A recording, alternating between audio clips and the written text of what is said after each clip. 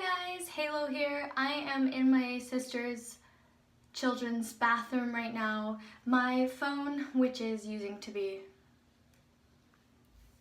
being used to record this video, is hanging on a little rubber band on a knob on a drawer because I truly just am a mess.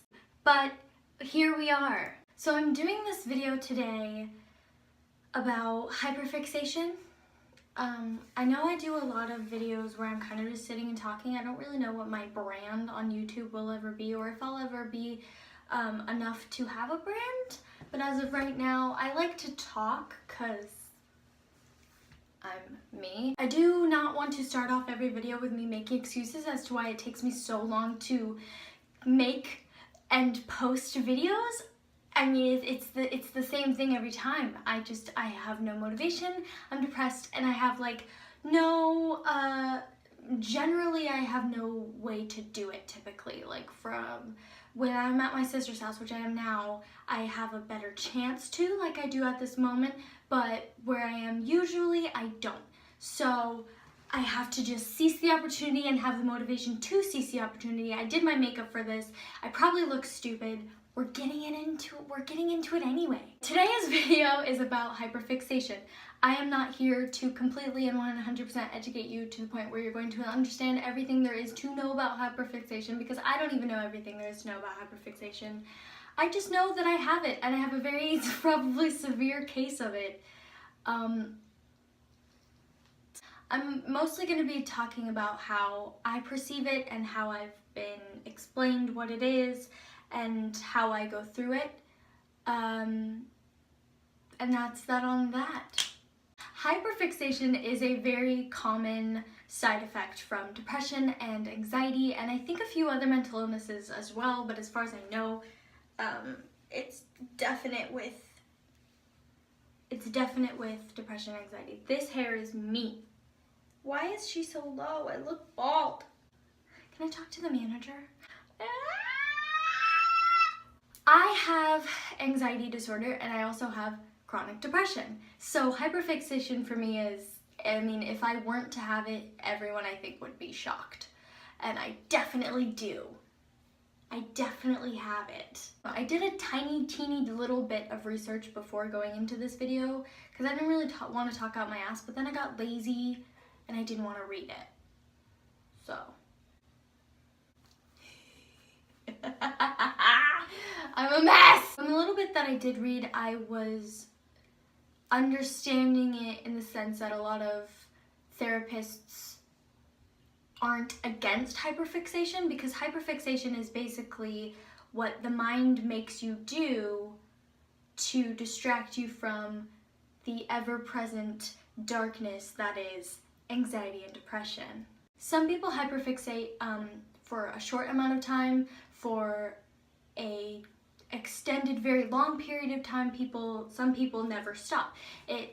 And it can be selective with different things. For instance, for me, for things like, say, One Direction, New Girl, Louis Tomlinson in a little box by himself, these are things that I very much hyperfixate on, very much count on these things basically to make it through the day, but specifically bad days. I mean, I have a New Girl tattoo. I think my tattoo video, by the way, is like at 40K views, so thank you for that. And thank you for all the nice comments that everybody leaves me. Side note there, in the middle of me talking. But I mean, I have a New Girl tattoo. I have 2 One Direction related tattoos. Like, this is the epitome of hyperfixation. This is permanent. I mean, even if I got it removed, there would be a little shadow of it. Like, it's permanent. So that basically tells you hyperfixation it's real, and it's serious. It's combining me having hyperfixation and me being an Aries, which I use as an excuse for everything. So sorry, you're gonna have to deal with it. It really just is this problem in a sense. I go through phases with things, specifically like if I'm watching a show, if I'm in the middle of watching a show, I talk about it nonstop. It's all I'll tweet about or Finstagram about. It's all I want to talk about, think about, just everything, and I've never loved anything more than this one thing that I'm concentrated on in the moment. You don't love it more than me. It doesn't matter how many years you've been watching it. If you recommend it to me, it doesn't matter. I love it more than you, which is slightly my hyperfixation, but also slightly my Aries. So it's annoying, and I try not to be that person, but I am. So I hyperfixate, as I've stated 3 things previously. If you heard my shoulder crack, congratulations. Louis Tomlinson by himself, but also One Direction, New Girl, Sense8, Sherlock. I just got into drag queens. I have a few that I'm very, very into, specifically Trixie Mattel, who I found out about a month ago, and it really doesn't matter if you're watching this and you've been a fan of hers for 7 years. I love her more than you. I promise I do. Also, before finding Trixie, I had gone through the Sherlock series, and I already have my Sherlock tattoo picked out.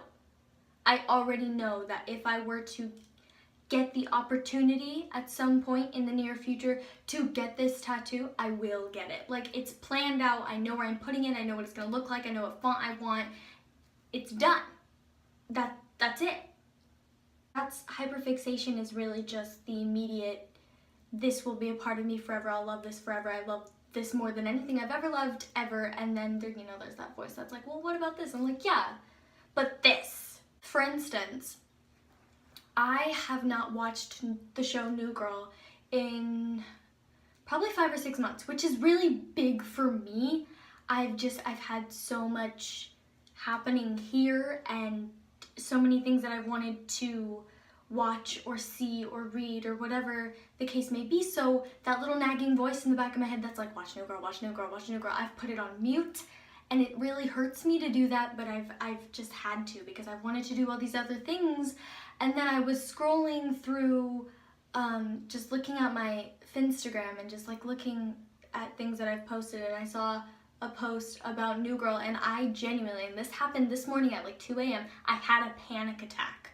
I sat up in bed and I had a full-blown panic attack, because I missed New Girl so much. I haven't watched it in so long. I haven't rewatched season 6 more than once, which isn't a rewatch. I've only watched it once. Like, this is a big deal to me. This is something that my hyperfixation is like, this is a problem.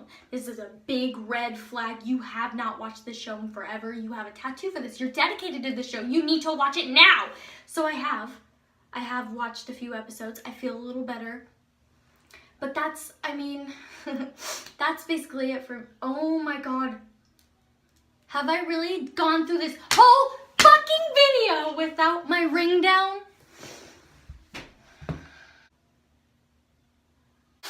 I'm so sorry, guys. I'm still punk rock. Look, she's here. I would never. Sorry to do a little switcheroo on ya. I'm probably making no sense whatsoever, but I love rambling. What does this look like if I just do this? That would be cute. Would that be cute? I'm trying to go through all these things and just like explain my point of view. I hate this. Okay, how do I talk? I have been manic for like a month and a half now. I've been told by my therapist, not fully diagnosed with it, but I've been told by my previous therapist, who I left because she was homophobic, hey Gina, you fucking bitch. I was told by her that I showed signs of bipolar disorder. I've been told by somebody, her name is Beth, my mom's best friend Beth, who also has bipolar disorder, that I show a lot of signs that she had gone through in the early stages of it. I don't know. This is just what I've been told. However, I've looked into it, I've asked people about it, and I believe that I am showing signs of being manic right now, so I'm very like all over the place, talking really fast, here, there, over in the other room. I'm itching my nipple. That being said, that was just a side note, because like I'm acting really weird and like talking really fast. I mean, I don't feel like I'm not really explaining anything. I'm just kind of talking. I mean, that's really that. Hyperfixation can also stem from you going through something traumatic, and that being something that you're very into at the time, which influences you to turn back to that when you're going through something traumatic again. I can't really give a list of everything that I hyperfixate on, but I kind of wanted to like go over that because it's something that I'm noticing even more about myself, about how much I hyperfixate on, how much I'm obsessed with, and how much I really depend on to function as a somewhat normal human being. For instance, today there was a whole lot of drama on Twitter and I had a panic attack, and I immediately, my mind was Trixie Mattel. And so I went and I watched their YouTube show, and I immediately felt so much better. I forgot about everything, and that's that, you know. It doesn't have to be something I go to when I want to self-harm, or if I'm having bad thoughts, or if I'm in the middle of a depressive episode. It doesn't necessarily have to be that. It's just like something that if I'm uncomfortable, or if I'm just like not as happy as I want to be, these are things that I can turn to, things that I turn on or plug in.